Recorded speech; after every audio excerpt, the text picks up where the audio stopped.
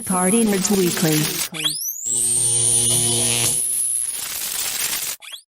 What's going on, everybody? This is James Grandmaster Facts Voice, and you're here for another Party Nerds exclusive. So, casting is finally done. Fantastic Four is pretty much set as far as the casting is concerned, with Pedro Pascal, who doesn't seem like he needs a lot of work, being Reed Richards. Vanessa Kirby is going to be Sue Storm. Joseph Quinn, who we knew as Eddie Munson in Stranger Things, is going to be Johnny Storm. And Ben Grimm is going to be portrayed by Ebon Moss-Bachrach, who is now an Emmy Award winner for The Bear. But one thing in particular from the promo for the brand new casting seemed very, very fishy. If you looked at it very carefully, just from the character of Ben Grimm, he was holding up a magazine. The magazine was a Time magazine with Lyndon B. Johnson on it. And that was a particular magazine, actually real, just done in the little art scheme that was done for the Instagram post, 1963. Which then describes the Easter egg that this could be a period piece that is going to be set in the 1960s. More than likely, just a little bit after the Cuban Missile Crisis. The only MCU movie that could predate this movie is Captain America: First Avenger. But if you're looking at it from that type of meaning very obviously that the first family of Marvel has been lost this entire run within all the MCU timeline, and you're looking at it kind of from the scheme that, okay, if we're taking it from an instance from the standpoint of something that pretty much happened already in the MCU, take for instance a character like Janet Van Dyne. She was in the quantum realm, and when she reappeared, she still aged.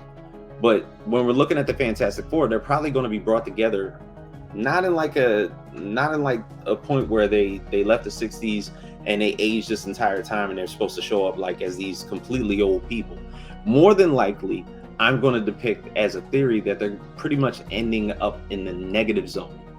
And this could mean a good amount of things, because as a part of the multiversal saga, the negative zone will be the one way to go, because the way we look at the multiverse, where it's a bunch of alternate realities of the same universe, there is only one negative zone. And inside of that negative zone is its own universe with its own planets and its own worldly landscapes and everything like that. So if they're trapped there in the scheme where the construct of time just doesn't necessarily matter, they could pretty much pop back into this entire world, only to be brought back to a world that that's unfamiliar with them, but that they're familiar with.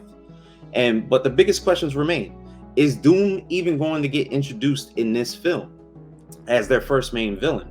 Maybe if they're stuck in the negative zone, the main villain might be Annihilus and the Annihilation Wave, and the way that basically plays a part in all the guys, because Annihilus is so OP that he kidnapped Galactus and turned him into a fucking battery charger.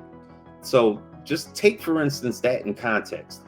The appearance of a character like Annihilus, who was one of Fantastic Four's main villains, could make this very appealing as a multiversal concept. So it's almost, you're looking at it now, and this is now the time.